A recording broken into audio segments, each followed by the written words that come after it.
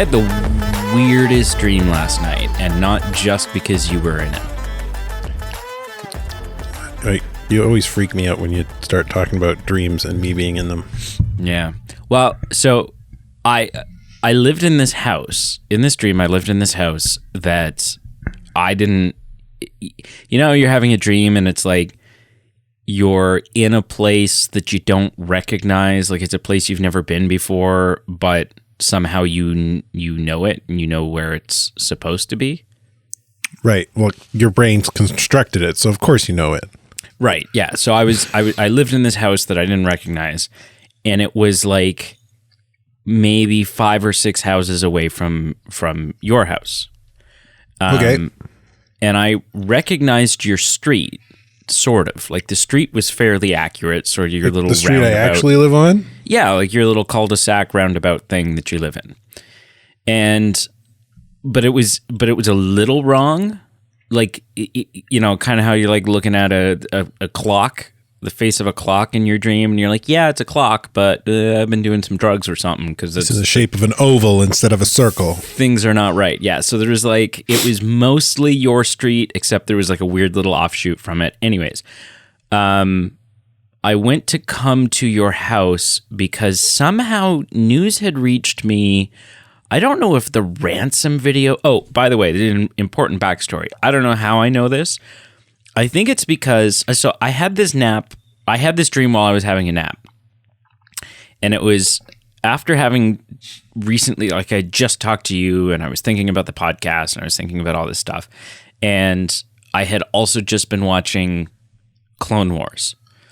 So you were on my brain and bounty hunting was on my brain. So yes. I was a bounty hunter, but not like a Star Wars bounty hunter. I was just like, you know, like a real world normal. Like Dog the Bounty Hunter. Dog the Bounty Hunter. You got long blonde braids and a mullet. Well, probably not. But anyways, so word had reached me. I don't know if I saw the ransom video or what it was, but that someone had your little girl captive and was like asking you for all kinds of money, which I don't think you had anyways. But, I'm going to take in that SOB. So I was like... I have a very specific set of skills that I just figured out how to use because you took her. Yeah, so all of a sudden I'm like, okay, well, you know, I have a skill set here. Like I'm, you know, what I do for a living, I can probably be of some great assistance, and I have that personal connection motivation that is making me like rageful and ready to just take this guy out, right? Because you know, now you've made it personal. And then I went to come to your house to like talk to you about this, except your house wasn't on the street. Like I was looking for your house. Well, no, I couldn't find a house that looked like your house. And in fact, several of the houses on your street that like you have a street that's made up of like some very distinctive looking houses. You're not on a cookie cutter street at all. Yeah, it's a pretty great cul-de-sac. But all of a sudden, all of the houses were not only cookie cutter, more or less, but they were like maybe 15 years old. Like it was a much newer cul-de-sac all of a sudden. Anyway, so I struggled to find you. Couldn't really make heads or tails of it. Decided, okay, well, I'm going to go back home and try to figure this out.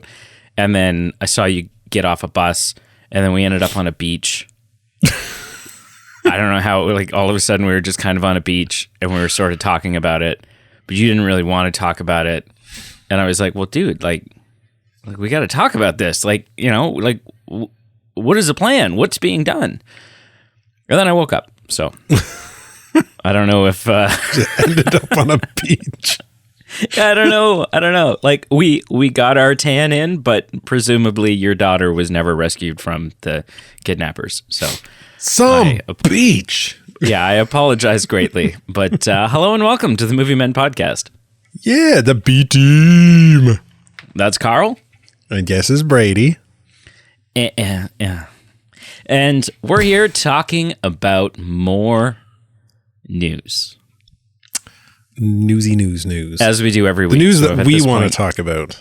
The news that is, you know, because there's all kinds of like... Things that are important to us. like They're kidnapping. not important to you, so you don't have to listen. But if you want to, we're here. Appreciate, it's kind of the point. But so let's dive right into it right off the bat. As everyone has seen, so typically I pride myself on the fact that maybe some of the news that we're reporting is news that the average movie goer or just even average internet user is not super aware of, right? That we're actually, there's some sort of service being provided here where you're getting information on casting or you're getting information on trailers or all kinds of stuff that you maybe otherwise, those aren't the channels, news channel, information channels that you're tuned into.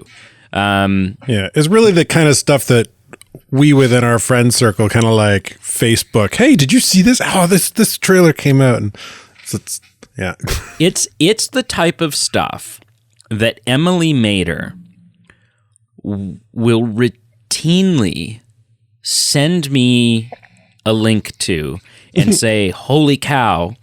And she always does it about 4 to 6 months after I've already become aware. A trailer will come out for something, and she's like, "I can't believe they're making this." And I'm like, "I've believed it for a year and a half now." But yeah, so this news podcast is specifically for Emily Mader. Specifically for Emily, yeah. That way we're on the same page there. Keeping her in the know. But this first topic is an exception to that, because just about everyone has caught wind of the horrible accident that Jeremy Renner, our Hawkeye, he was in Tag, he was in, is he in the Hurt Locker? I believe so. Yep. Yeah. He's in the Bourne series as well. Well, kind of. We don't really. Well, he is, but it's kind of a weird offshoot story. But yeah, he was in a horrible accident. What? A snow plowing related accident, which I feel like you and I, like those in the southern states or other parts of the world where you don't get snow, you're probably kind of look at that and going like, what? Yeah. These things are monsters. Right? There are so many, I had a second cousin or something that lost a finger in a snowblower, and there's just all kinds of snow removal is not for the faint of heart. People have heart attacks shoveling their driveway all the time, right? Like you hear that all the time. Oh, so-and-so, he had a heart attack. He was shoveling snow out of his driveway and blah, blah, blah.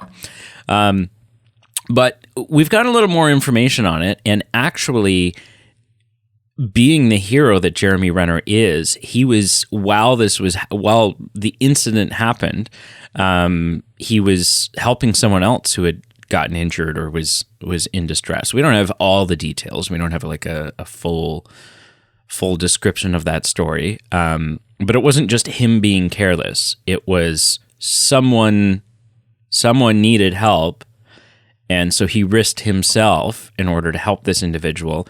The injuries that we do know for sure that Jeremy has sustained is that his leg was run over and crushed and mangled up pretty good. And also that he had sustained some pretty severe chest injuries.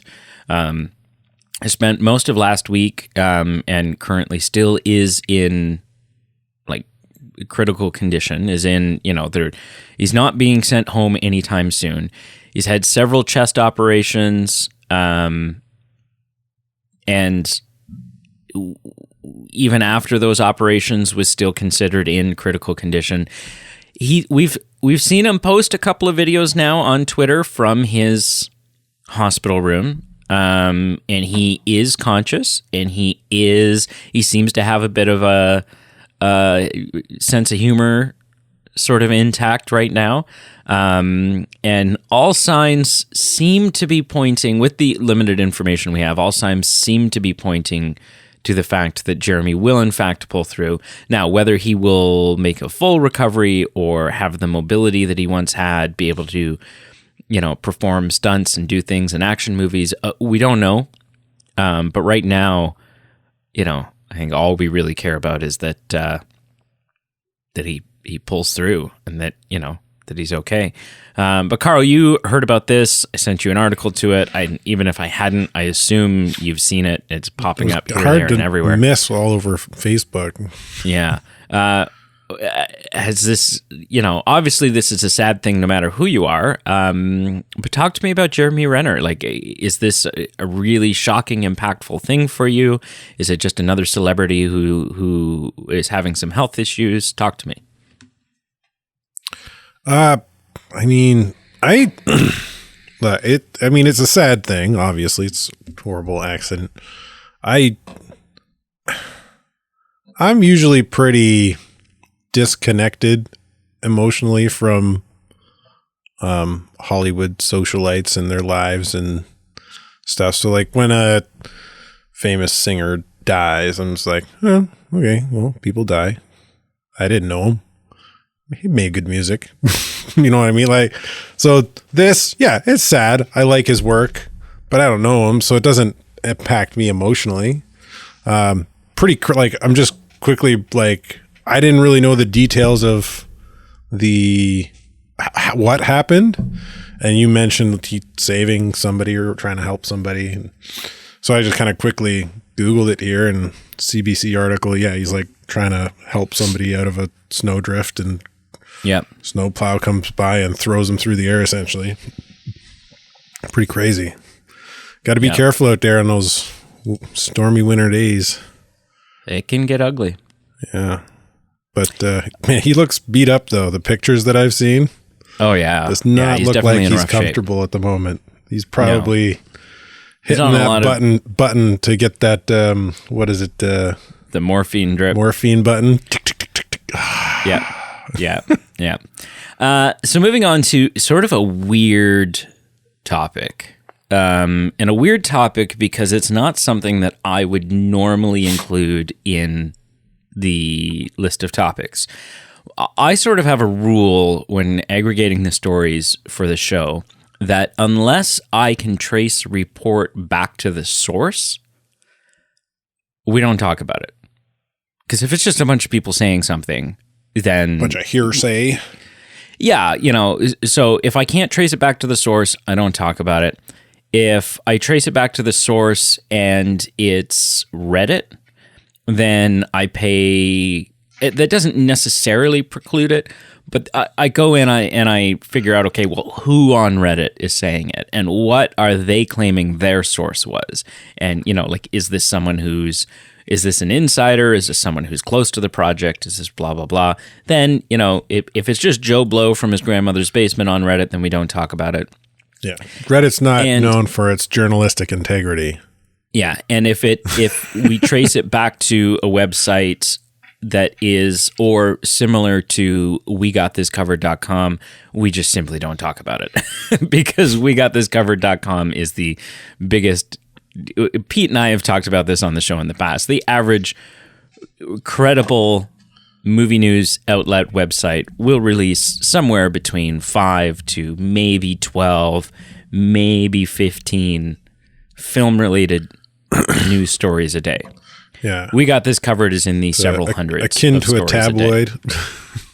Yeah, but it's worse because often they don't base it on anything.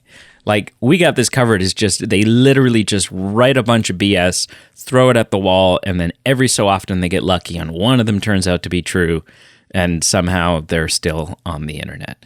So that's my little PSA about WeGotThisCovered.com. But, so, having said all that, this is a news story that, these are reports that I was not able to trace back to the source.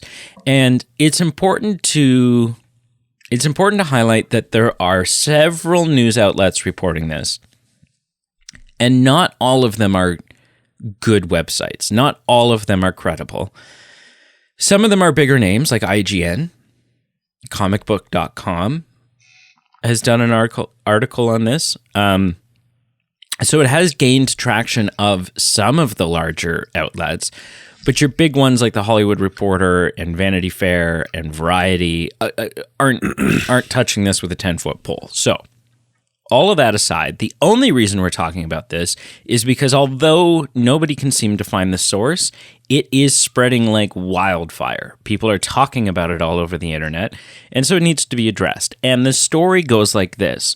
There are reports, taken with a grain of salt, that Warner Brothers, who we seem to talk about more than anybody else these days, they're making waves. Is considering, is talking about, is planning a full, proper Harry Potter reboot with an all-new cast. So not like, hey, we're gonna... I need a groan button.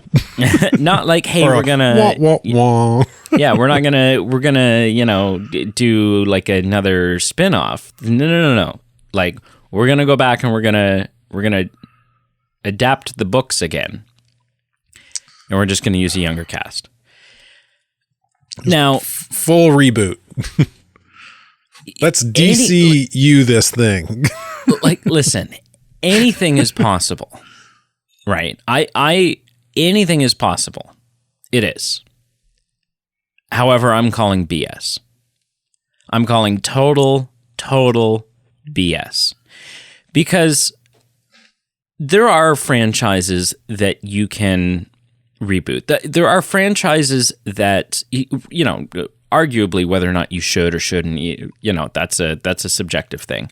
But there are franchises that, Carl, you and I would look at, and we would consider them iconic, and we would consider the original cast for that franchise to be synonymous with that. Like, how could you have anyone, other than that? One of the ones that I think of is Ghostbusters.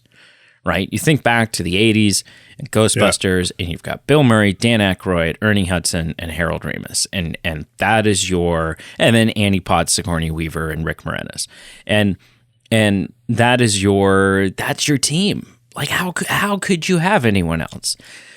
But the truth of it is, as wonderful as it was that we got the OG Ghostbusters in Ghostbusters Afterlife, it has been almost 40 years since Ghostbusters came out. Yeah. Which means for big fans like you and me, yes, they're synonymous with you can't picture anyone else and, blah, blah, blah. But nowadays, for the current younger generation, it's just really not the case. Like, unfortunately, it's just really not the case. And if you were to reboot Ghostbusters, as many people as would be sitting there going, "Oh, that's ridiculous. So, you need Bill Murray, you need blah blah blah."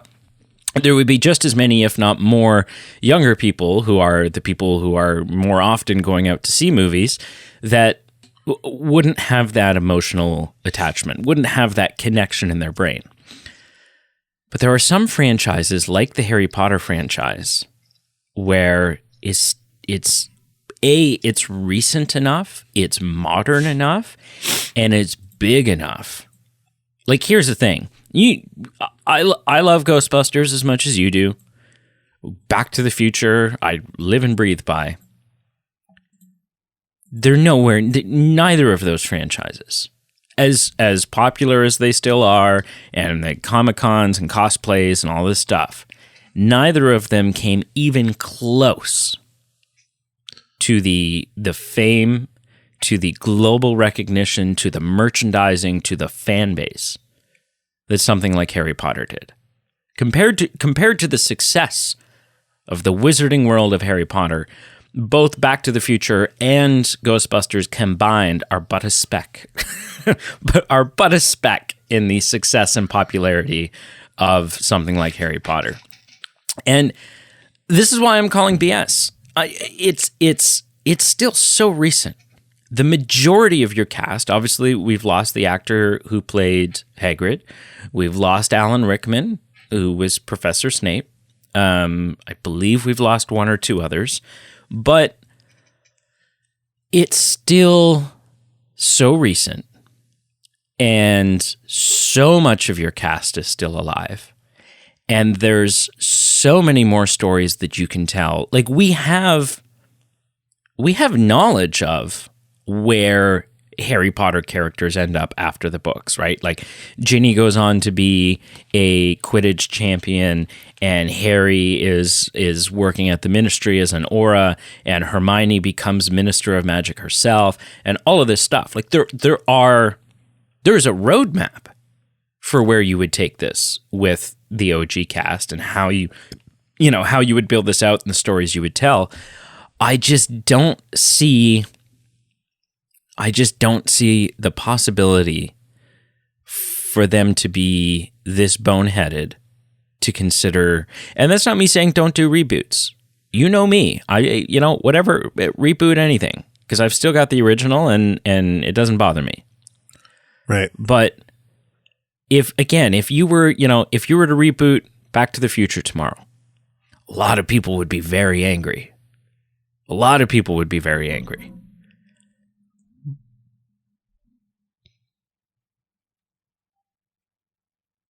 But the world would move on. If you were to reboot Harry Potter tomorrow, the fans would revolt. The world would lash out. And Warner Brothers would essentially be signing their own death sentence. Like it's just too beloved, and it's just still far too recent to be able to do something like this. But I don't know. You hear something like this. I don't think you're as big a Harry Potter fan as I am, but you've seen Definitely not. the Harry Potter films. Yeah, but I watched them. And to say it, like, I'm also not, like, I have a copy of the books. I haven't read through them all. I have the movies. I've maybe only seen the final one once or twice. I am interested in the Hogwarts Legacy game that's coming out just because it seems like a pretty wicked game. But I'm not like, I don't have wands. I don't have costumes. I don't really have any fan merchandise. So I'm a fan of it as a fan of nerdy, fun things. But I'm not a Potterhead. I'm not like I haven't gone on the website to figure out what house I'm in. Like, no. And so, I'm not a huge fan, but I'd say I'm like a 6 out of 10 on the fandom scale for Harry Potter. But you hear this, you hear the idea that, let's remove the reboot thing out of it, the aspect out of it, because we already know how you feel about reboots. You don't like reboots, don't do it, blah, blah, blah. But the idea that even if they were going to, let's say that's set in stone. Talk to me about the idea from a business standpoint and how the fans would react if Warner Brothers decided they were going to introduce an entirely new Harry Potter cast. Well, I think so. You got a license to print money with Harry Potter. It's just like Star Wars, right? Disney's picked up Star Wars. They've released, and in their first couple of years, they released 5 movies. Solo, Rogue One, and the trilogy. So just looking at those, and they all made money, hand over fist, right? Like, even though over half of those were horrible movies, objectively, they were objectively bad. There's no film is objectively bad because that's not objectively the way art and film works. But they're objectively bad. My opinion is they're objectively bad. But they still made a ton of money because people will pay to go see Star Wars. They're going to give it the benefit. Like, the first Disney trilogy movie was all right. The second one was horrible. I still went and saw the third one because it's Star Wars. I'm going to give it the benefit of the doubt. But even though I've lost a lot of trust and faith, but yeah, like, it's a license to print money. Whether they hit it out of the park again with a whole new cast and a whole new retelling, or or they bomb every single movie, it's still going to make money. Yeah. You're still going to get people that like it. You're going to, and no matter what you do, you're probably going to have people that don't like it, because that's fandom. Fans, I seen an interview with Henry Cavill recently, who we've talked about quite a bit recently. And the interviewer asked him, he was interviewing him about the Witcher series. And this was I think it was season 1 interviews. And he asked him about toxic fandom and what he thought of it and that kind of thing. And Henry was like, I don't like that term, toxic fandom. Fans aren't toxic. They're passionate. And I'm summarizing here. These aren't his exact words, but essentially he said, fans aren't toxic. They're passionate. And if you do right by them, then they're going to be in your corner and they're going to love what you do. And if you screw it up, then of course they're going to be upset because they're passionate. That passion isn't toxic. And we've talked a bit about that kind of toxic fandom a little bit on this show, not a lot, but essentially, whether you think fans, quote unquote, are toxic or not, everyone's entitled to their opinion.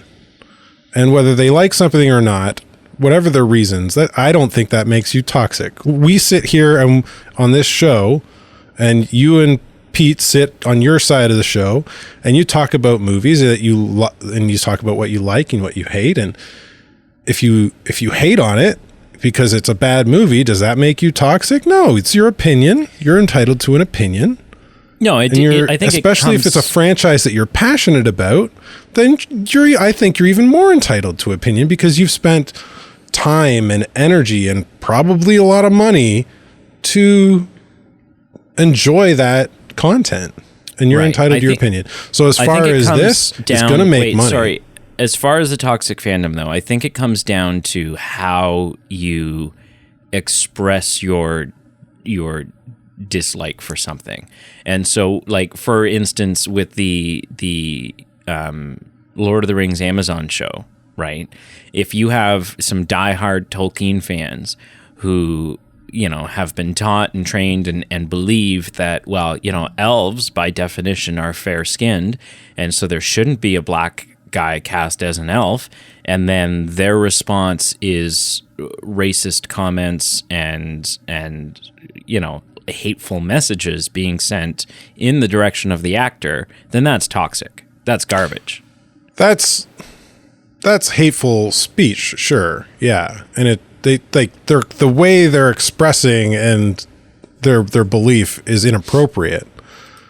But that doesn't make their belief in how the Tolkien universe should be portrayed wrong. No, and I'm not saying it does, but it still becomes it's a fandom that it's not because you're such a fan that now you've reached a level of fandom where now automatically it's toxic fandom.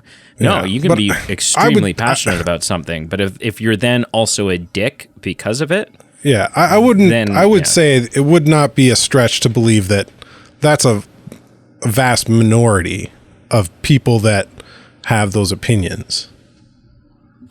Sure. I don't think everybody that believes elves should be white is going online and using racial slurs at the actor who's portraying the elf, and you know what I mean? Like, I don't know. There was huge racist comments thrown in the Obi-Wan series towards the Inquisitor, the black actress that played the sort of antagonist of that film, right? Rose, the girl who played Rose in the Star Wars sequel saga, the Asian woman, she got racially attacked by Star Wars fans because they just didn't like her performance, and so they decided to attack her in lots of different ways, and one of those was race. And it's I'm not defending that. I'm saying that I think those are not a majority of people. I'm sure there's just as many people that just didn't like her performance, but they don't have a problem with. They're not going to attack her because of her race. They're just saying, I agree. I didn't like her performance. Yep, I agree. So I think that's a loud vocal minority in those cases. But anyway, in terms of Harry Potter, yeah, they're gonna make money. Some people are probably gonna hate it no matter what. So, and then you're gonna bring in new fans, and those new fans are gonna love it. And some old fans are gonna look at it and go, "Yeah, it was good," or "That's not bad," or "That's great." And like you're gonna get a large mix. But I agree with you. It feels way too soon because the new stuff the new stuff, the what we have still holds up very well, right? Like, oh yeah, some of the CGI in the first couple are a little janky, but yeah. But I think looking up, they're going to do what they're going to do. The last one come out. They're beholden to shareholders and an author who's free to, or who's happy to have them make more movies because it means she makes more money. Yeah, Harry Potter and the Deathly Hallows Part 2, like the last actual Harry Potter proper came out in 2011, the end of 2011. So it's not old. Yeah. Like, but do you not think that they would stand, like, what is the smarter move? Would they not, sure, they'll make money making a new Harry Potter film with an all new cast. Do you not think they'd make a lot more though if they made, Harry Potter Part 9 with, older Daniel Radcliffe and older Emma Watson? And I don't think so. I think you're going to make just as much. You might make, depending if you got a good script and you get the right actors, you could make more because you don't have to pay those now noteworthy names to come back, right? You wouldn't have to pay noteworthy names, but you would have to. If you bring Daniel Radcliffe back, you got to pay. You're paying him 10 times what you paid him for the first Harry Potter. Oh, for sure, right? Like, but you're cutting your budget down significantly, or rather, or either cutting the budget down significantly for your cast, or you're taking that money and you're putting it elsewhere in budget of the film to improve. Yeah, but elsewhere.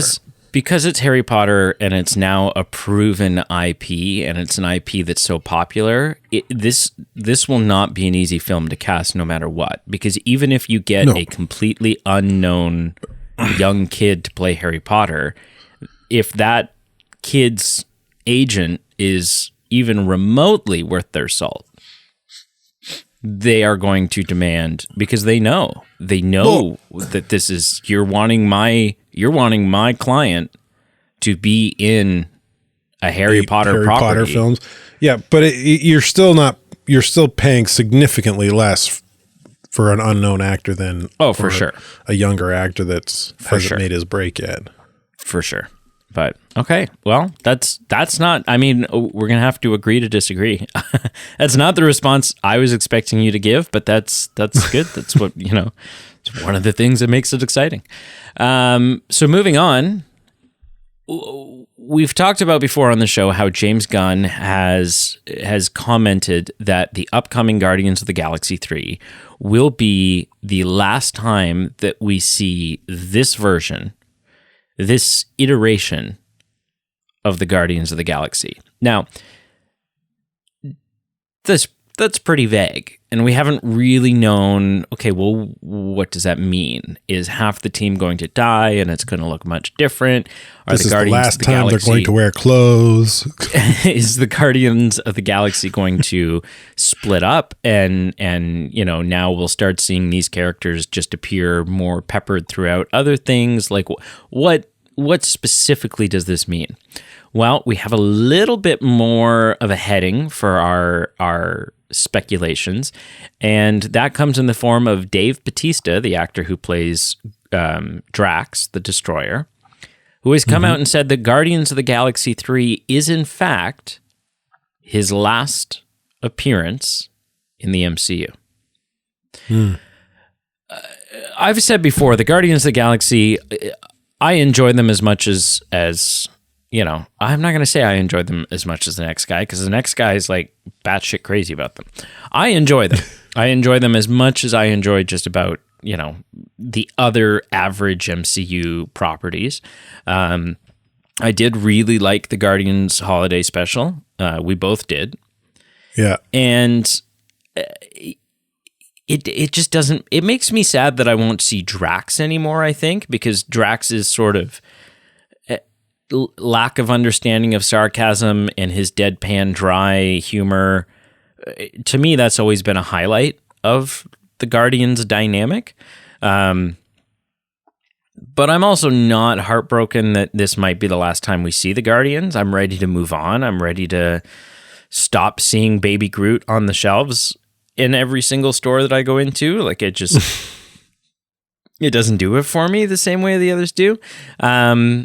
But yeah, so I don't know. I don't know how I feel about this. It doesn't excite me. I don't know that it disappoints me. It's just kind of another piece of information. But you hear this and you must have your own thoughts. So hit me with them.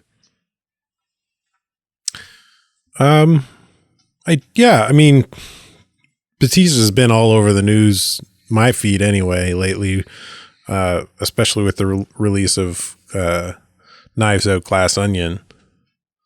But yeah, so it doesn't. One of the articles I seen, he was talking about wanting to do more serious kind of different, less actiony, I guess, roles.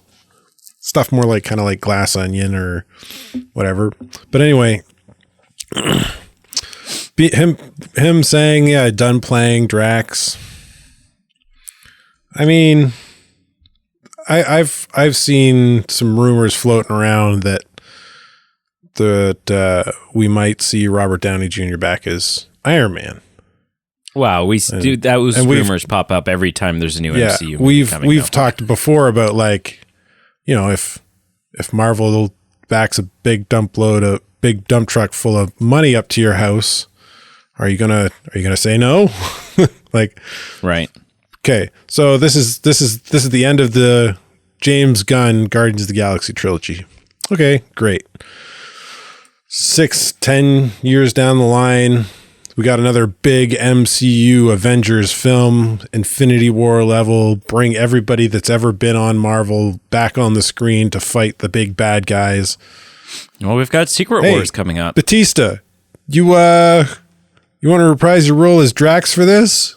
We got a ton of money for you. Well, yeah, I can play a deadpan kind of brilliant dummy for another couple hours. Why not? Yeah, I can make some money. Yeah. Yeah. Well, one of the articles I seen relating to this was like, he just doesn't like the makeup, sitting in the chair getting the makeup for that long. Which is understandable. Yeah, it's understandable. But I mean, again, enough money, I'll sit in the chair for that long and get makeup put on me. I'm sure he will too. I would like the whole idea of kind of the story coming to a kind of semi-conclusion and the focus kind of in terms of Marvel putting the focus on other teams, right? Like, why do we need more Guardians of the Galaxy stories when there's other stories like X-Men are coming in soon and all this other stuff? Like, we're already drenched with MCU content. Why can't we wrap up a storyline for a team and put them to rest for a decade, Well, it's so also worth saying. I'm for the idea. I think Batista's done a great job in it, and he does a great job in everything else. I've seen him in, so yeah. It's worth noting that we've been saying the X-Men are coming in soon for 6 years now. So like, yeah. But also, I just looked up. You know what I mean, right? Like, yeah, I just looked up. If Marvel can only make so many movies and so many shows a year or within their roadmap plan, and you need to bring in something new, but to bring in something you need to cut something. Well, why not cut some of these older teams where the storyline is kind of come full circle? Right. I just looked up and I'm reading here that Dave Bautista's Drax makeup they were able to get it down to 90 minutes, which I feel like at that point, that's not compare allowed that to be your to the excuse. Grinch makes Yeah, that's not allowed to be your excuse. There are people who spend like 8 hours in makeup chairs. So 90 minutes, I mean, that's a lot less than I thought it was going to be. Yeah. So I'm get over that. sure that the Groot makeup team has got it worse. Oh, for what? What? But yeah, Dave. You know what? Dave Bautista's also not hurting for projects, right? He's got Dune 2 coming up. Yeah, well, I can't remember the name of the director too. Like, I think it was the director from Dune. Was recently quoted as saying he's one of the best wrestlers to make the transition to professional actors he's ever seen. Right. Yeah. To something to that effect, which I'd agree. Like, The Rock has been in everything recently, but I think Dave Bautista's definitely made that better transition. Because if you look at The Rock's recent portfolio, it's a lot of the same old crap over and over again. He's a one note banjo kind of. Yeah. Bautista's in his like, he's been in Hollywood doing the acting thing for half the time, and I think he's got a better portfolio of diversity. Yeah. Than he's when also you compare it to The Rock. He's also got this year. He's in Knock at the Cabin, which is an upcoming M. Night Shyamalan. So I mean, that can always go either way. That one will have a twist for sure. It'll have a twist, but that can always go either way. Like, you know, it's an M. Night. Okay, this could be really, really great. Yeah. Or it could be absolutely awful. But yeah, we'll have to wait and see. So moving on to a sore topic for Carl. Yep. Yeah. So back in, what was the year of the first one? And this is the way I see this topic going. I see Carl having the strongest opinions and me mostly agreeing with it, but because of Carl's intense passion, I may have to like hone him back to objectiveness and reality maybe once or twice. So back in 1981, a film came out. It's sort of an iconic, you know, even though you go back now and you watch it and it's like, this is not, you know, it doesn't hold up super well from like an effect standpoint, from a cinematography That's part of standpoint. the charm of it, though. It can be, yeah, exactly, absolutely it is. But it certainly doesn't, like, there's old films, you go back and you watch The Sound of Music and you're like, yeah, this is definitely old, but it's like, this holds up.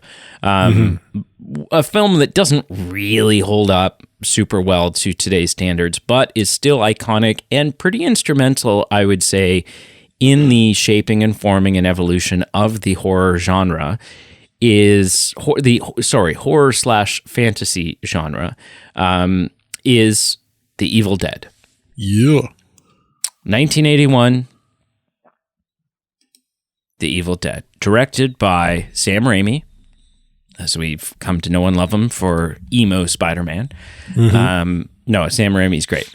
But yeah, The Evil Dead, starring Bruce Campbell and a bunch of other people that nobody remembers near as well as Bruce Campbell's Campbell. the only one that made a name for himself out of that. No, that's actually Sam not true. Raimi. That's actually not true. There's actually look at this Ellen IMDb Sandweiss, who played, you know, blah, blah, blah. She's in all kinds of stuff now.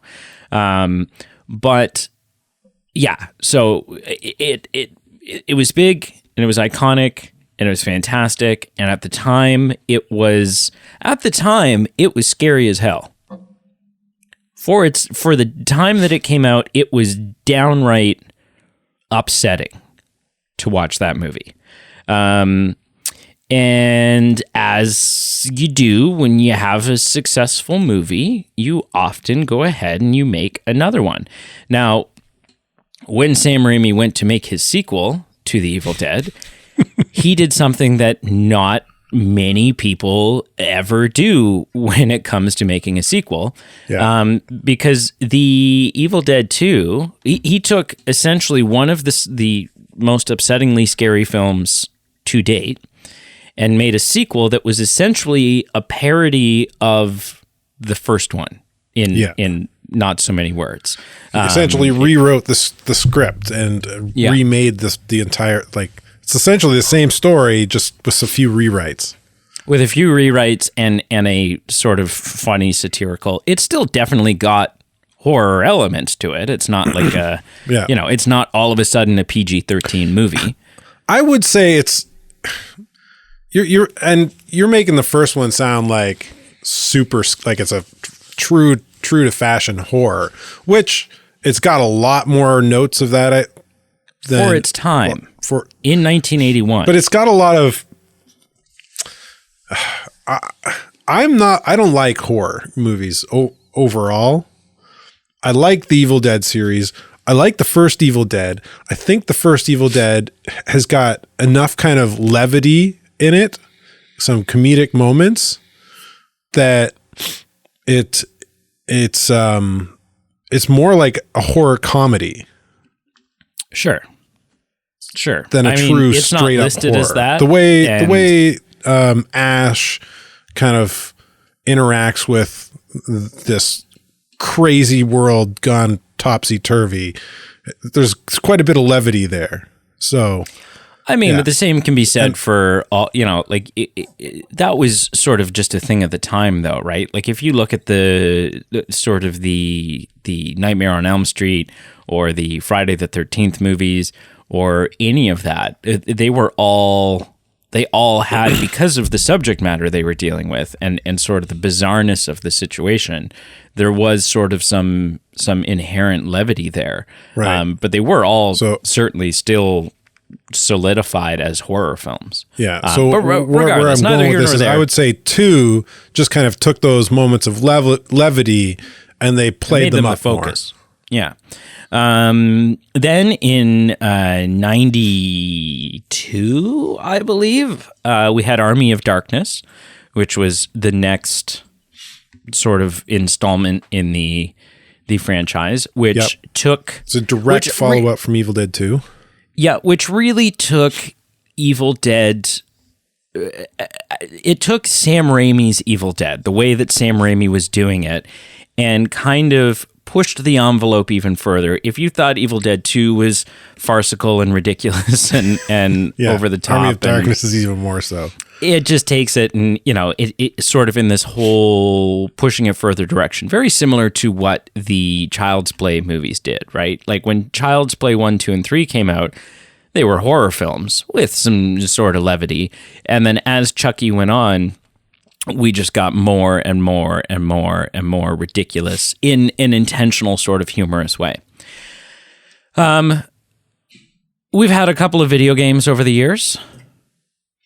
We had Ash versus Evil Dead, which I don't believe is in the same continuity, is it? It's kind of its own thing. The TV show, it is.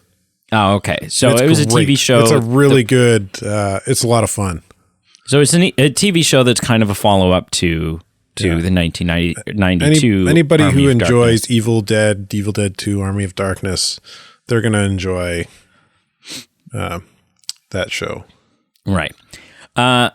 So then in 2013, we got an Evil Dead remake. Not directed or written by Sam Raimi, but produced by him, right? He was, at least in some facet, connected to the project. We don't know to what extent. And I saw it for the first time maybe about a year and a half ago. Came out in 2013. It's a remake of the first one. There is no comedy in it. They went straight horror. I haven't seen it. That's what I've seen the trailers, and that's what it seemed like it was. And I was just like, I'm not interested. It's probably the most upsetting movie I've ever, like, it was very difficult for me to watch. Just because they went full stop scary and intense and upsetting. And And I think at the time, and there were a lot of people at the time who were like, well, that's not what Evil Dead is anymore. And it was like, okay, but listen, understand, this is not a continuation. So I understand if they came out tomorrow with Evil Dead 5 and there were no comedy elements in it, then yeah, then that's like, you're breaking the system and that's weird. And why are you doing this? And where's Ash? And where's, absolutely. But as a remake, as a reboot, a retelling, a new iteration of a story that was originally, for the most part, intended to be a horror story in that first installment back in 81. Yeah, going full horror is a completely reasonable choice to make for your remake. Absolutely. Scary as hell. Not my cup of tea. Like, I'm glad that I watched it. I think I think the only way I would ever watch it again, I would never watch it again just for my own enjoyment. Not because I don't think it was excellent. I do think it was excellent. It was just so upsetting to watch. But if I were ever like faced with a horror fan who was like, oh yeah, I've seen it all except for Evil Dead, then I'd be like, okay, well, let's load that disc up, man, because I want to watch you. I won't be looking at the screen. I'll be looking at you, and you look at the screen, and I'll enjoy this. So, all of that aside, we have a new trailer for the upcoming Evil Dead Rise. And I'm just trying to look here. It is the 5th installment in the Evil Dead film series, even though it's not a continuation of the originals. Like, that's not all one continuity. And it's not even... I'm just trying to see here. I don't think it's even supposed to be necessarily a continuation or a direct sequel to the 2013 Evil Dead. I think it might just be sort of a new standalone. Because there were plans, I'm reading here, there were plans for a long time. Blah, blah, blah, executive producer. The film's development was preceded by scrapped plans for sequels to Evil Dead's 2013 and Army of Darkness 1992. And a 4th season of Ash versus Evil Dead. Those were all things that were planned and never happened. That would have led to a crossover. Okay, so there might have been, blah, blah, blah. Okay. Somehow connect them. I watched the trailer. I thought it looked like a prequel. I mean, I've never seen the 2013 Evil Dead, but it took place in an apartment, and some of the dialogue made it sound kind of prequel-ish. Yeah. Is Evil Dead Rise... The name sounds prequel-ish. It sounds like it's... Yeah. Evil Dead Rise, connected to the previous films, has addressed whether or not the new movie is connected. Speaking to Empire, Cronin discussed the film's Necromonium and how it could be connected to the film and the ones it comes before. It's all completely handmade, hand-drawn. It's got very different visual style to what you've seen before internally. He said, I even brought in little hints of Celtic influences and different things to give it a hell of a lot of personality. Cronin went on to say that the book was the bastard cousin of the other books. And they're the bastard cousin of this. Leading to the question of whether or not the new movie is set in the same world as the original 1981 or the 2013 remake or somewhere completely different. There are connections to the past. Lines are drawn, the director teased. In one of the early meetings I had with Sam Raimi, I said, the way in Army of Darkness there's 3 Necromonians. You had one. The director of the 2013 remake had one. I'm going to take the other one. So, it sounds like it's got loose connectivity. It's connected, Interesting, but not in so much way that it's like, okay, now we're touching base with our other character. We're catching up with characters that have come before. There are 3 of these shitty, awful, horrible, should be burned books in existence, and we've already dealt with 2 of them, and so now in sort of an elsewhere story, we're going to deal with the 3rd. Now, you looked at this, I sent it to you, and as you've just alluded to, it doesn't really interest you. And your big reason that you gave to me, and I'll let you sort of expand on that in a second, was, it's just straight horror, and I'm not a horror guy, and for you and your fandom with Evil Dead, you want your Evil Dead to be farcical. You want it to be humorous. You want it to be guys with chainsaws for hands, and Yep. like the silliness And boomsticks. Don't forget the boomsticks. And I've got nothing. I've got nothing against that. I don't disagree. I'm more likely to sit and rewatch those than I am this new one. Having said that, I don't think that making this film a straight up horror, hard R, awful, scary thing is the wrong. I'm not saying it's the right move. I don't think it's the wrong one either. Because again, if what you're doing is kind of paying tribute back to the original and trying to, looking at it, because it is, like, it's as much as Sam Raimi was able to take it and make it funny and make it farcical, on paper, the initial setup for this world and for the rules of how this works, it's the bones of a really awful, scary thing if you choose to take it in that direction. And so it makes sense to me that this is the way they're going. I watched the trailer. I thought that as far as, because there's a lot of really bad horror trailers out there, even for great horror films. There's a lot of the times you get the trailer for a horror film and you're like, this looks awful. I thought as horror trailers go, this was a pretty darn good trailer. I don't see myself rushing out to see it in the movie theater, with the exception of the fact that Brienne, my girlfriend, can't stand horror films, and every so often she's brave enough to sit and watch one with me, and we've yet to do that in a movie theater. And so if I can somehow trick her into going to see this one, this will be sort of the mother of all. I'll be like, okay, you're. Are you going to set her up future. by watching Evil Dead and Evil Dead 2 and Army of Darkness? I could do that. That would be the ultimate level of deception, I think. Oh my goodness, that would be so evil of you. I definitely you would be wouldn't evil do it. and dead afterwards. I definitely wouldn't do it with the 2013 one, because not only would she not go see the new one with me, I don't know that she would ever watch any movie with me ever again. But so anyways, you don't think this one's going to be as bad? Oh, I think it'll be just as bad. I think it'll be, well, I don't know. It's hard for me to imagine. I don't think you could top the 2013 one in level of upsettingness.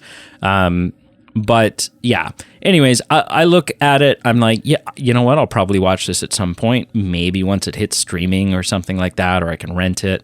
I think as far as horror trailers go, this is a pretty darn good trailer.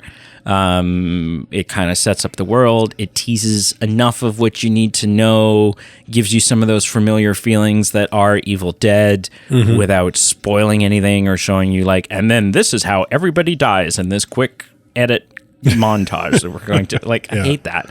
But yeah, so that I'm interested in it. But you saw this. I've already showed your hand a little bit saying this is not for you. I'm not interested in this. I wasn't interested in the last one. I'm not interested in this. I've already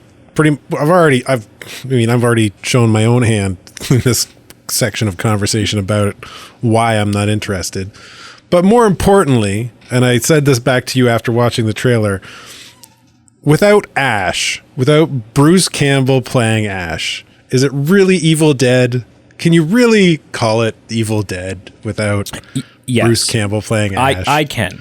I understand. No, you can't. No, you can't. You can't call it Evil Dead without Ash Williams, Bruce Campbell. This is my boomstick.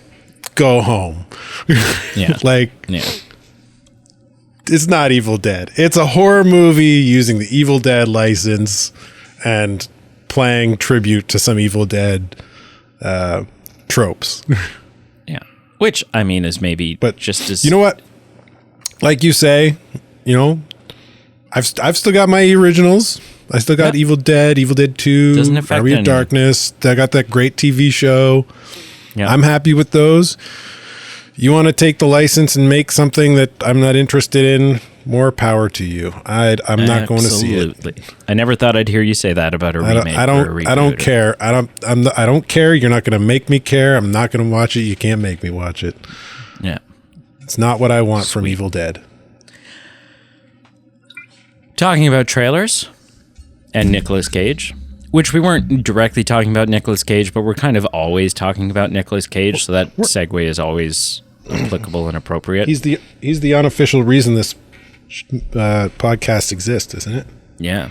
And actually this Sunday we have an episode dropping which is a review of a Nicolas Cage film. Yeah. Check it out. Yeah. Long awaited. It's not good. The episode's good. The film, anyways. Renfield. Mm-hmm. Renfield. Not only with Nicholas Hoult, who I think is an incredible actor, and is one of my picks. This is going to upset the internet. Everyone's about to lose their freaking mind. If he buffs up a little bit, he's one of my top picks to be Warner Brothers' next Superman. He'd be I think he'd probably, like, even if he buffs up, I think he'd be like for his body type, he'd probably be a little bit more of an athletic buff look. You know what I mean? Yeah. Which is fine. Like Zac Efron from Baywatch versus like, what we got from not Mark Hamill, from Henry Cavill. Yeah. As Superman, right? So, but I don't think there's anything wrong with that. No, I think he'd be great. Also, anyways. So, and Nicolas Cage. Nicolas Cage playing Bram Stoker's Dracula.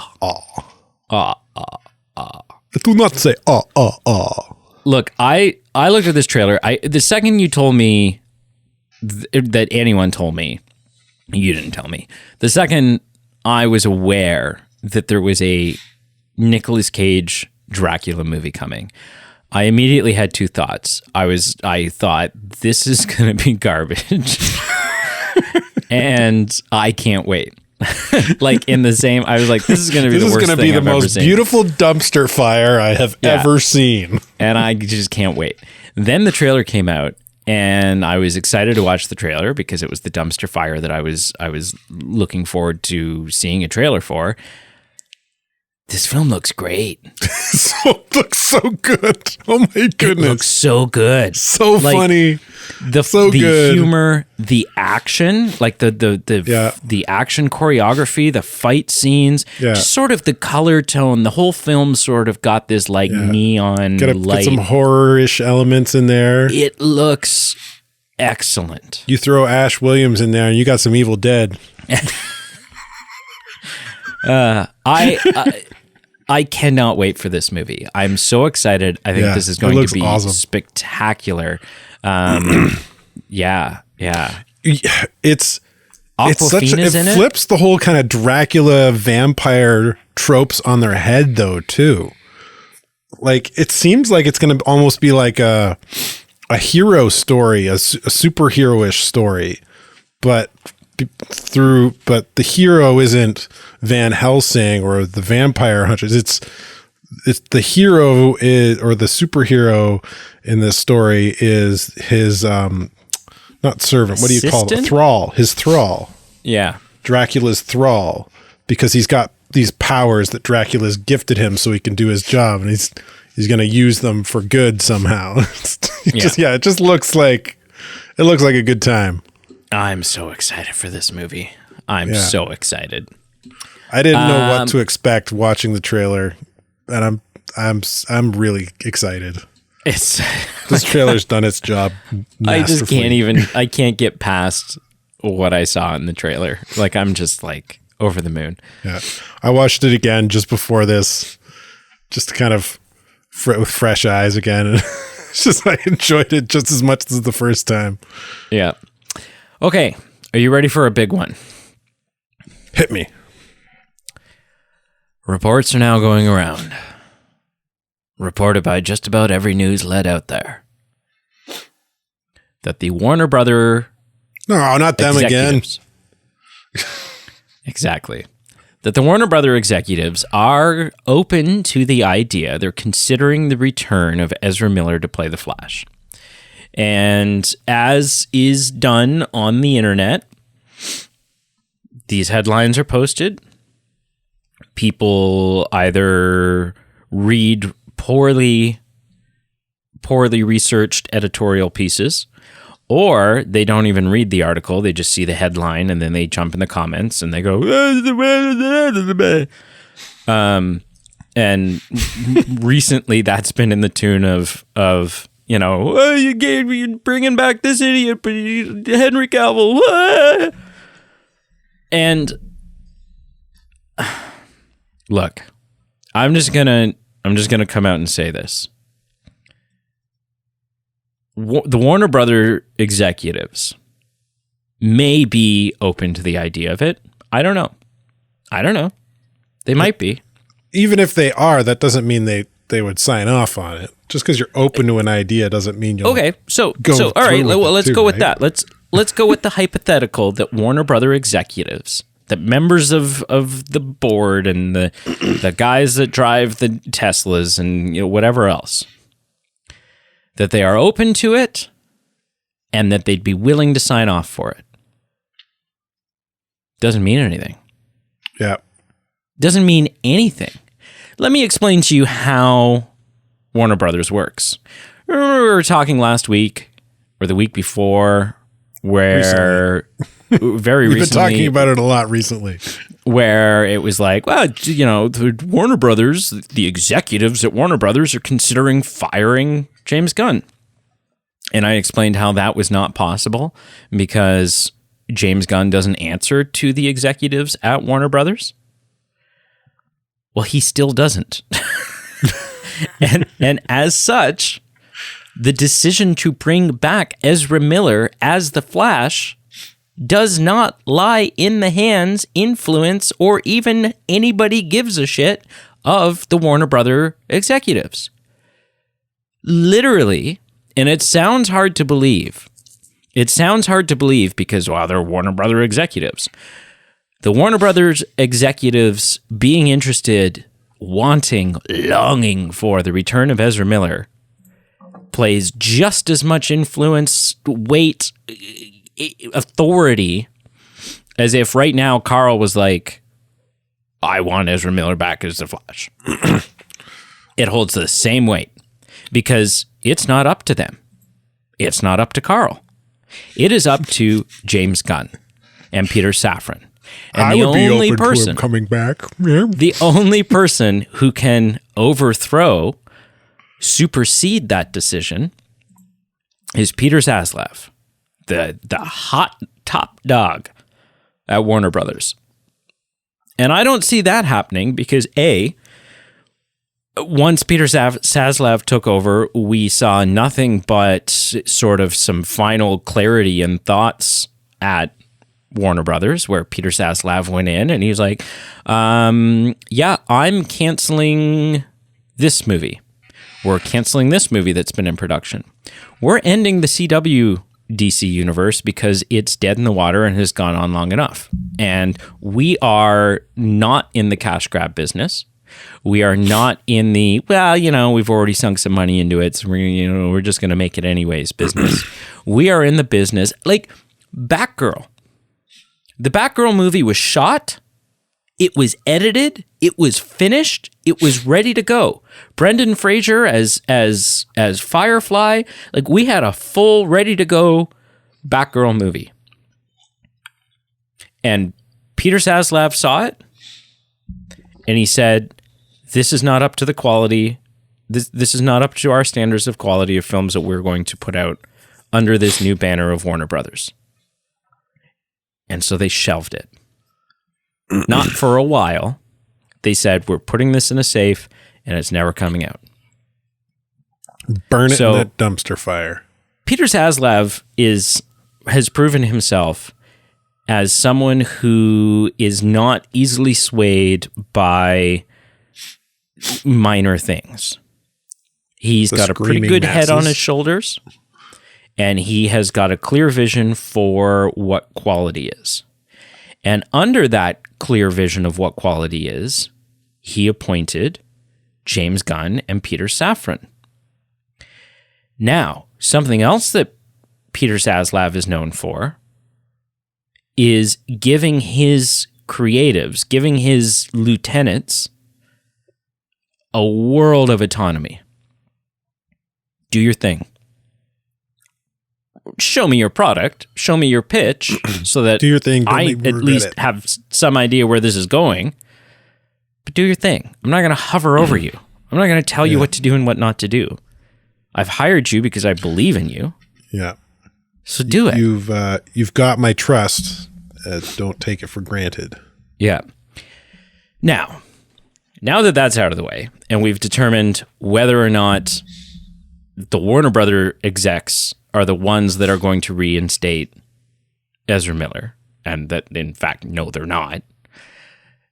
Could Ezra Miller come back? Now, if Ezra Miller comes back, it would be under two different channels. It would either be under Peter Zaslav, who we've just explained why it doesn't seem like the type of decision that Peter Zaslav, if anything, Peter Zaslav would not come in and say, you're bringing him back.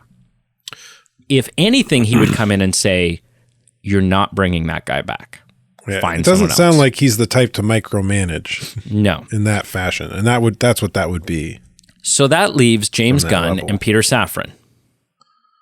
James Gunn and Peter Safran, first of all, are not idiots. And the whole internet right now just exploded and went, oh, well, then they wouldn't have fired Henry Cavill. Okay, shut up for a second. They didn't fire Henry Cavill. Henry Cavill was not fired. He wasn't. Ezra Miller was.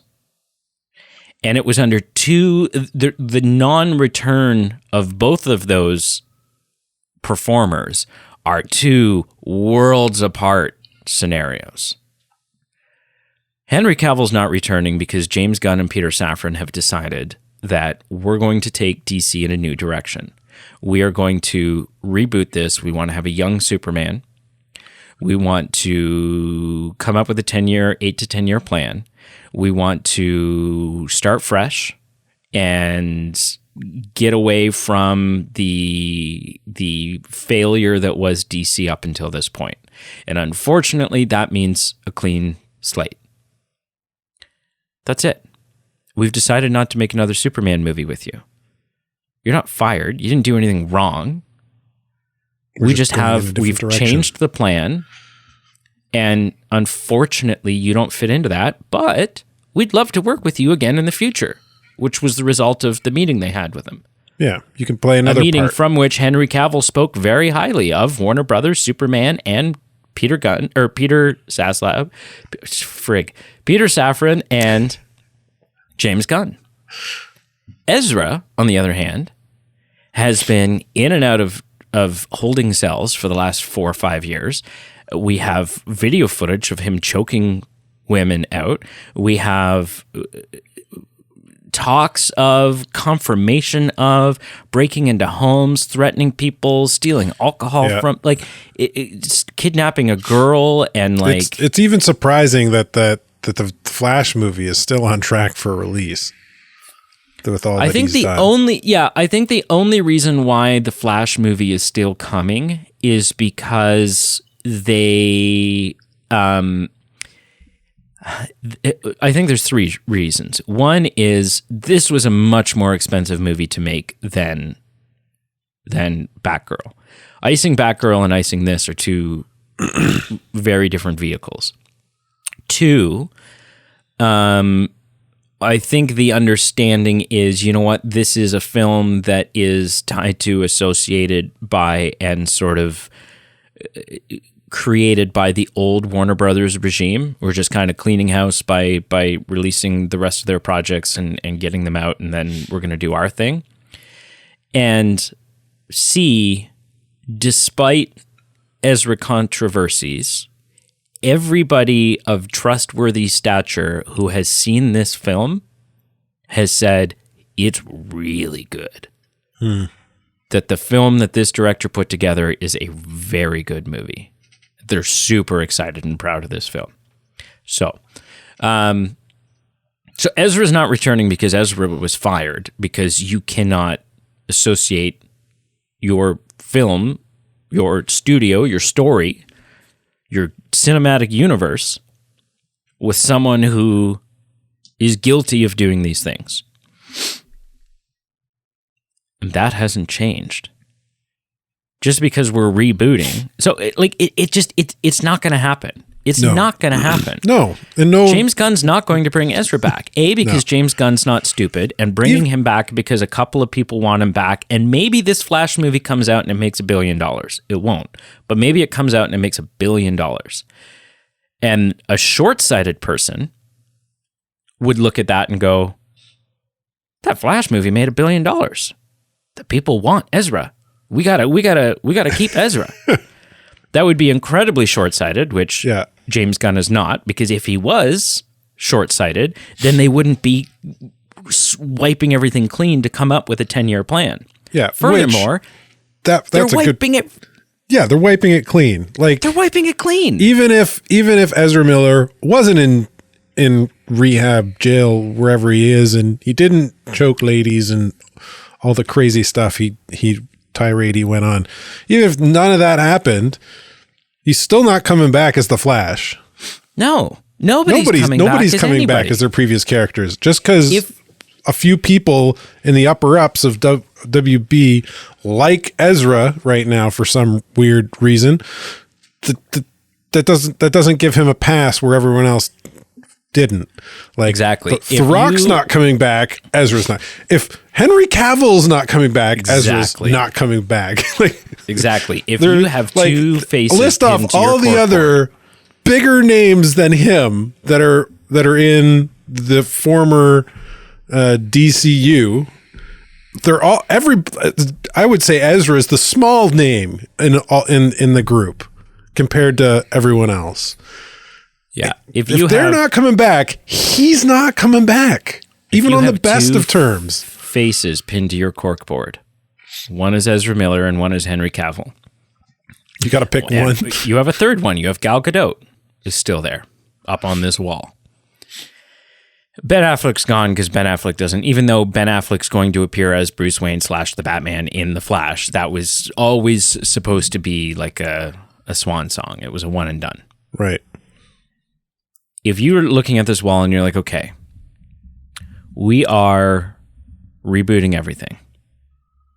Everyone goes, except we have room for one person to stay. So you got Gal Gadot, Henry Cavill, Ray Fisher, Jason Momoa, Ezra Miller. Who else? Amber Heard. Wow, she was always that one's kind of iffy forward. Too. But the first face off your wall out of these three, the first face off your wall is Ezra Miller. Because that face is already off the wall. You'd have to pick that face up out of the recycling bin and tack it up to the wall. Ezra was already fired. Yeah, he's already long gone.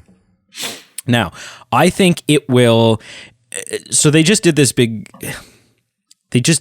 thing where they were talking about DC and talking about it was at Comic-Con, and they were talking about, their upcoming films. And they're like, and this person, and we're revamping this and we're changing that and blah, blah, blah. And we also have the Flash movie coming out and blah, blah. And they just kind of like brushed past the Flash movie. They didn't give any details. They didn't talk about Ezra. And the reason why, I'll tell you right now, Ezra's not coming back, but they're not going to make an announcement about that. And this is smart business, people. This is smart business. They are not going to make the announcement that Ezra will not return until after the Flash movie comes out. Yeah, they still want to ride some hype. Absolutely. That's the only reason this announcement hasn't been made, because you have a film coming out with that actor in it. That's it. Yeah. You don't want to downplay it. They want that movie to, at bare minimum, make its money back. Oh, for sure. It probably will easily. I think so. It'll probably make Michael more Keaton as Batman. It's not a write-off movie, right? They're not throwing it out there to lose money so they can write it off. No, otherwise they'd be dumping it on streaming. Yeah. Right? They'd stick it on HBO Max and it'd be like, okay, well, that was a shit show. So in summary, Ezra's not coming back. Yeah. It's not going to happen. Agreed. And it doesn't matter aside from James Gunn and Peter Safran. And some loud vocal minorities on the internet. No. I'm saying aside from Peter Gunn and James Safran, it does not matter who wants Ezra back. I thought you were talking about the execs again for a sec. Yeah. No, right. It makes no difference. Absolutely. It makes no difference who wants him back. Mm-hmm. Ezra's mom could write a strongly worded letter to Bugs Bunny himself. To the Animaniacs inside the Warner Brothers. Yeah, but it's still not, still not gonna cut it. All right, final topic. She's got to write a letter to, and this will make it happen, people. If you write a letter to the Animaniacs and you get them on board, there's nobody that can stop them. It's gonna happen. You got to get the Animaniacs on board. Yeah. If they're on board, it's happening. Final topic, still talking about James Gunn, still talking about the DC. Oh, universe. Really? Yeah. James Gunn has come out and confirmed, as we've talked about was going to happen, that there is a partial lineup announcement coming this month. We don't know when. Could be days, could be hours, could be minutes. The first 3 or 4 films of his franchise. Yeah, or sort of like, look, there could be some casting announcements. There could be some, these are the heroes we're focusing on. There could be, we don't know. We don't know what it's going to be. But I do want to speculate. I do want to talk about that with you and find out, who do you think is going to be, like, what are they going to announce to us? And I think, for me, it's pretty obvious. And that is, first and foremost, the biggest thing that they're going to talk about, the first film they're going to make, is going to be Superman. It just is what it is. They've been talking about how, he's one of the biggest, if not the biggest, focus moving forward. Next, they'll probably talk about Batman, because again, they've said these two are going to be sort of the glue that holds this universe together.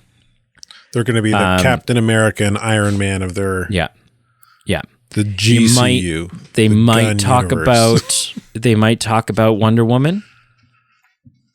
They might talk about Green Lantern. That'd be interesting. It's possible that they would talk about Aquaman, but I don't know that they will. And really, I think that's where you start. That's where you have to start. There's all these other characters in the DC universe. There is Plastic Man and there's there's so many. There's Zatanna and there's oh shoot, why am I gapping? Oh my goodness. Anyways, there's this is going to come to me like way later on. There's lots and lots and lots and lots and lots of great characters out there for them to tap into and use and make moving forward. However, you got to get before you can go camping with the DCU, you got to get your tent poles up. And your tent poles are Batman, Superman.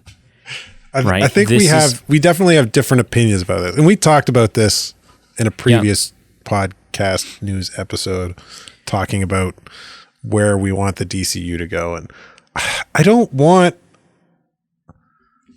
origin movies from the DCU. Well, no, they don't necessarily need to be origin movies. I want the first movie to be a Justice League movie, These heroes already exist in this world. There's a vast number of superpowered people living in this world, both doing good and evil. And I want the first movie to just be, these people are here, and let's have a movie that just brings them together. You and many other comic Justice book League fans, formation movie. You and Origins many of other the comic Justice book League, fans would episode agree. 1. Yeah, you and many other comic book fans would agree. I think However, I think anybody who's not a comic book fan would enjoy it just as much, because going that direction does not treat the audience like idiots. Like they've got to be told the origin of every person on screen. We're not talking about origins. James Gunn has said that he's not doing origin films. He's not going to do origin films. You can start with a Superman movie that already fits what you're saying, right? Superman's there. I don't so think is everybody they else. need to be a standalone though. Well, but it all depends. See, we don't know what the roadmap is, and if the roadmap is that the greater crisis, the bigger problem, is a problem that starts out simply being a Superman problem, or it starts out as a Superman story, then then that's what they're gonna do. I don't know. We are on different sides of the fence of this. I don't want origin stories, and they're not going to do origin stories.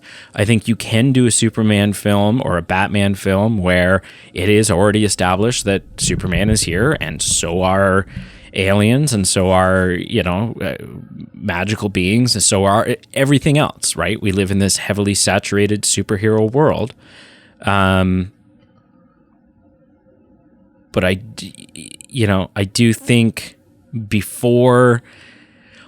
that the average movie-going audience, right? Like you could go up to, and this is, you'd have a hard time convincing me of this otherwise. If you went and polled 1,000 people on the street, and there were 2 boxes, and you just put a checkmark box in the property that you're familiar with. One box says Superman, and the other box says Justice League. A lot of people will check Justice League, but everybody is checking Superman. And so from that standpoint alone, you will lose some people. If your first project if the first project Marvel had made was the Avengers, and they hadn't spent time doing Captain America, and they hadn't spent time doing Hulk, and sort of building this universe so that you had a team that you were excited to, you're like, oh, I really like Iron Man now. I found Thor really fascinating. And then they hit you with, you're about to get to see all these people interact together. You're going to see a team up. That was the exciting thing about it. Whereas if you just like... You're looking at this through too narrow of a scope in that aspect, right? Like, first off, we're in like post-MCU world. Like, majority of the people are going to know and understand the idea of comic book movies, first off, because of the way the MCU has delivered on that type of cinema. Secondly, okay, I'll give you, not a lot of people know and understand Iron Man, the Hulk, Captain America. You can't say the same for Superman, Batman, and Wonder Woman. No, but you can for the rest of the Justice League characters. You can for the rest of the Justice League, but like a Justice League formation movie, while it can have numerous superpowered individuals, it's going to focus primarily on those 3 individuals. Right. And I've said it before and I'll say it again. Warner Brothers Animated Studios, oops, that's my spring. Animated Studios have been knocking it out of the park for years. That's just my gong, my hourly gong. Warner Brothers Animated Studios have been knocking it out of the park for years with their DC animated projects. They're little straight to DVD streaming movies, which are like an hour long, hour and a half long, animated projects, and they're amazing. And you know what? Yeah, they jump right in, and they assume that the people watching it know these characters. They don't have to tell origin stories, but I could be mistaken here, but I'm pretty sure the current kind of foray of, I'm just going to Google it real quick. Foray of animated movies. The first kind of DC animated was a Justice League formation film. Right. And it was amazing. But how successful so I have three counter points to what you've just said.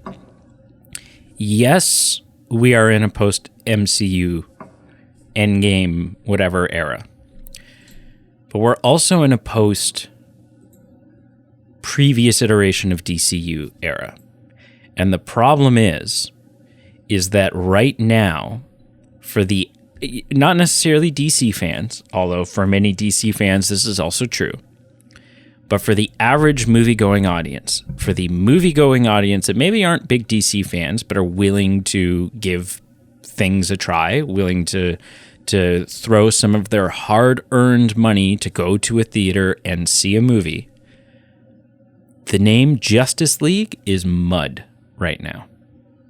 It is mud. The name Superman isn't necessarily. Now, lots of people didn't like Man of Steel, and that's fine. I thought it's extremely underrated. It's an excellent film. But the name Justice League is mud.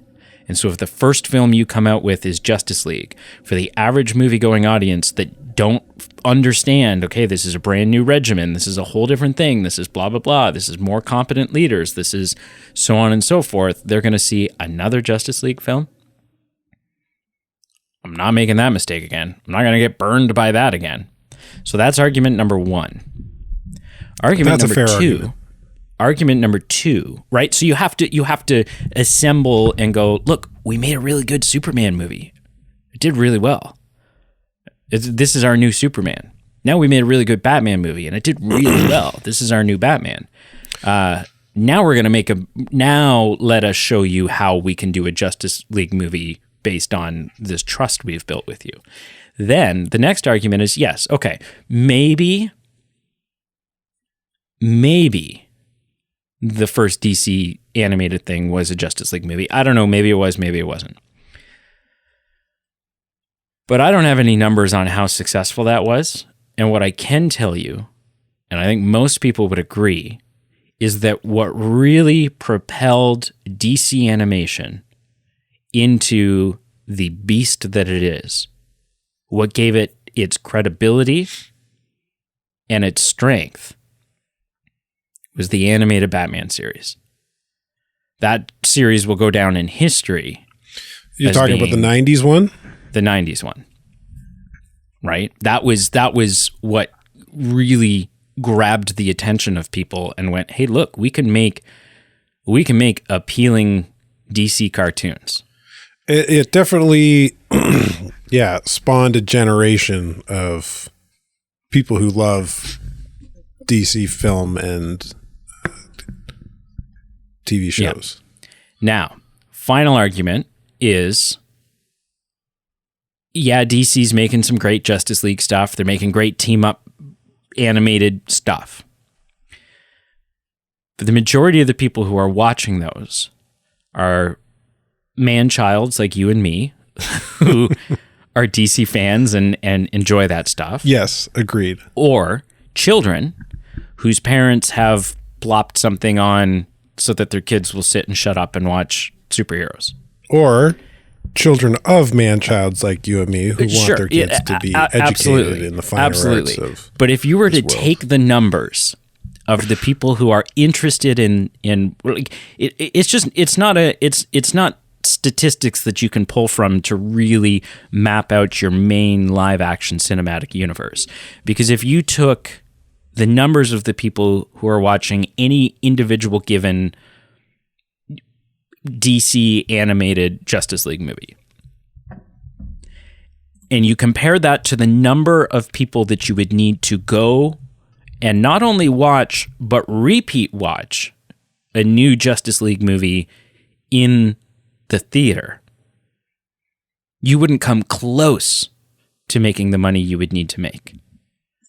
When you compile that with the fact that the live action Justice League name is mud right now, because A, people who are not big DC fans went and saw it and hated it. Then you have the DC fans, the Zack Snyder fans, who were super excited. They watched the Snyder Cut. They loved the Snyder Cut. And they're just pissed off because now all they want is Snyder's universe. They're going to be upset and not want to go see it because they're like, wow, it's not the dark side story that you were setting up for me. Where's what I want? I bitched and moaned and you gave me what I wanted once. So why are you not giving me what I want again? And it's like, well, because we threw you a bone and you were extremely lucky. So shut up. Be grateful. And then you're going to have the DC fans that, they didn't care about the Snyder thing. It didn't need to be the Snyder Cut story moving forward. But you're going to give me a Justice League movie because a Justice League movie is going to be way more expensive to make than a Superman movie. It's going to be way more expensive to make than a Batman movie. Right? So all of a sudden you're coming out of the gate with the most expensive project that DC can make. And you're just going to have fans that are sitting there going, it's a new Justice League movie, but it's not Henry Cavill. So I'm not going to go see that. You need something like a Superman movie to come out and win over some of the people who weren't going to see it because word of mouth is, actually, this is amazing. This is amazing. You need, just go try it. Just give it a try. It needs to win these people over. And then they can build their universe. They can build that trust. They're starting with a clean slate, but they're not starting at ground zero. You're making a strong point. I don't disagree with your point. You're talking about like give them an appetizer before the main course kind of thing. Yeah, especially because the last main course they had gave them food poisoning mentality. Yeah. It's not what I want or need. No. And it's not what most fans want or need. Yeah. But it's what the business needs. I can see how like the general viewing populace might prefer something like that. Yeah. Because the other issue with DC right now, and I'll tell you this right now, whatever James Gunn announces this month, whatever they're starting with, they got one shot. They have one shot to knock this out of the park. From a business standpoint, the MCU comes out with flops all the time, right? They come out with things that are like, sort of wasn't as great as the other stuff. Wasn't the best thing they made. But there's the reputation there. There's enough amazing stuff there that we're like, okay, they were, someone was having a bad day, but I still have faith and I'm looking forward to the next one. What if it was, I'm just kind of scrolling through, I found the IMDb of kind of the animated DC movies, and I'm scrolling through it. Kind of, what if the first movie wasn't a Superman movie, wasn't a Batman movie, but it was kind of what we got with, was a Superman Batman team up movie. Yeah, that's Why not possible. bring both powerhouses to the screen at the same time? Kind of like what they did with Superman versus Batman, but instead of pitting them against each other, we do the Public Enemy storyline. Ooh. So that could work. Yeah, I'm just that could work. Reading the synopsis from the animated version here, just real quick. It's one sentence. This is the synopsis for those that are listening and aren't familiar. The Public Enemy storyline is when Lex Luthor gets elected president, he uses the threat of an oncoming kryptonite meteor striking Earth as a rationale to frame Superman. So him and Superman are essentially kind of on the run from the U.S. government because Luthor is president. I think that would be pretty interesting. You already got this. And then that would be really cool, because now all of a sudden you've got a antagonist for Superman who is not only iconic, but he's now posing a real threat that Superman can't physically deal with. Well, yeah, Luthor because he's the is president. Superman's Joker, right? He's his Green Goblin. But even in just think about past Superman movies where we have Luthor. Luthor always plays mental games more than physical games with Batman or Superman because he can't compete physically. This just amps that up to the next level because Batman or Superman can't even can't touch him because he's the president, not just because he's super smart. Yeah. Right? It just puts that antagonist on a whole nother level for Superman, I think. I don't know if they would go with that story specifically, but I do think it's possible that the first thing they do could be both Superman and Batman. It's very possible. I think it'd be great. But I'd like something like that. Public Enemy. No matter what they do, right? If you have caused this much upset by deciding to reboot and your story this whole time has been trust us, just wait and see, just trust us. If people are burned by this, it'll be dead in the water. There won't be any coming back from it. Yeah. If the first thing that comes out isn't really highly critically acclaimed. Something like Public Enemy could be a really nice tee up for a Justice League for a reason to form the Justice League too. I do. I want a universe where these heroes just exist everywhere and kind of correspondingly the villains just exist everywhere. but that, they work together all the time, and give me a show that doesn't treat me like a baby and we've got a bottle feed before I can eat my meat. Give me my meat. I want my meat. And that I agree, because I want Justice I want my League potatoes. Protocol. Give me the Justice League. Give me the Justice League from the animated TV show. Wow. All kinds of shots where they're on the satellite space Justice League satellite station, and in the background there's just a ton of Easter eggs of heroes walking around, but they're not actually part of this movie. That'd be so badass. You want a Batcave with a giant penny in it. I do. I would that'd be great. Why not? And give me that too. But yeah, I think something like Public Enemy could, because by the end, you Batman and Superman clear their names. And then they kind of say, with our villains being this powerful, having this kind of power, we can't do this alone anymore. We need to rally the troops under one banner. Could be good. Anyways, that's the news. That's it. That's all. That's all of it. That's all we care about. Stay tuned, because we got good stuff coming up, man. We got, in the next little bit, we're starting our Bad Batch reviews. Yeah. It's going to be intense. We've got episode 250 coming up this Sunday. Yeah. This Sunday. There's a bit of some face problems going on with that one. Yeah. Well, but just keep following the doctor's orders and use that ointment, man. I think it'll clear itself up in a couple weeks, apparently. Yep. And listen, it is coming. Our Avatar Way of Water review is coming. It's just taken some time. Pete hasn't been able to go see it yet, is essentially what it boils down to. Pete hasn't gone to see it because in order to get to a movie theater that has some of the extra flashy, like an IMAX or high frame rate or whatever it is, to not be in a little Uncle Bob's movie theater, it takes a bit of a commute. And for most movies, Pete's willing to go see that movie in Uncle Bob's movie theater. But I think we all agree that if you're going to see Avatar: Way of Water in the theater, you go for the bells and whistles.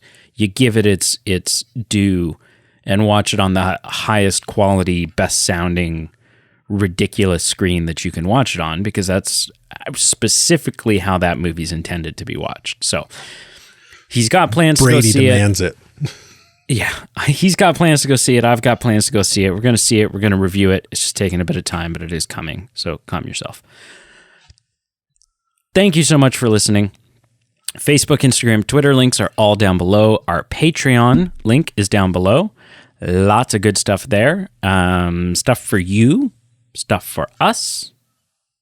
You know, like it's an all around nice thing to do, is to support for as little as $1 a month, man. $1 a month gives you access to our bonus content, to episodes that are only accessible to you, to Carl's musical singles that he releases. Those are on one there. and only. One and only for now. And then the next tier up, you start getting increased voting power when voting on our votes for what movie we're going to watch and review. Like, there's all kinds of goodies there, and it helps us keep the show running and also improve the show. Better quality, different guests, like, you know, all sorts of things. It's expensive. It's really expensive to have a podcast. I did not know that when I started when we started the podcast, but it is. It's really expensive to have a podcast. So yeah, check that out. And we have a merch store, which is another great way to support us and immediately get something in your hands that is you know, something for you. Post shipping. Well, it's got to ship. Yeah, it's got to ship. But you don't have to wait around for us to like upload content. It's just like, you know, you press the button, you send the money, and it's on its way. And it's high quality stuff. You know, you take out the fact that it's got our logo on it, and it's a really nice hoodie. But yeah, so thank you so much. And Carl, say something to send us off. Perfect. I love it. That's couldn't have said it better myself.